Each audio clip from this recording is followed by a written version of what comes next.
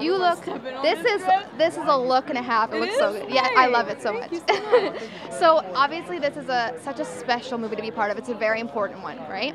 So what's one moment from shooting and from set that you're going to remember for the rest of your life? Oh, wow.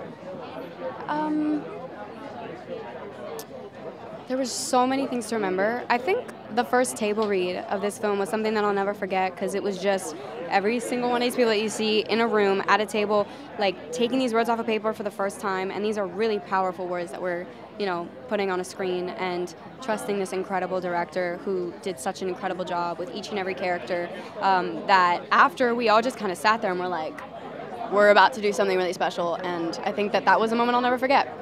Yeah. So obviously we're living in a time where teens are making change all over the world, but there's still a lot of people, a lot of adults who think that kid and teen voices aren't worth hearing. So what's your advice to a young person dealing with those types of adults at home or at school?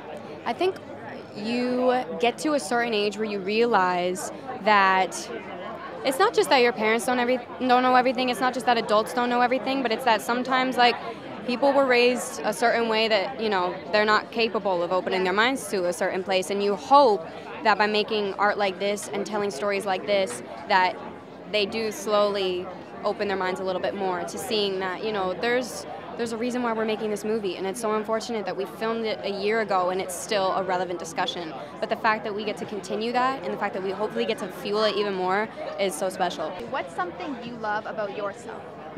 I never get asked that question, and I don't know how to answer it. So much you should love. You're so sweet. I honestly, I love talking to people, and I love having conversations with people, and I love getting to see and hear stories about where people are from and why they do what they love. And I think communication has always been something that I loved about myself and something that I hope I love for the rest of my life. And what's your advice to somebody who struggles to love themselves like that? Struggles to love themselves? I think it takes time. I don't think you can rush anything. I think just one by one you have to remind yourself, be easier on yourself. I think that that's a huge thing. I think we're so hard. We're like our own worst critic. Yep. And I think that at the end of the day we have to realize no one knows what they're doing.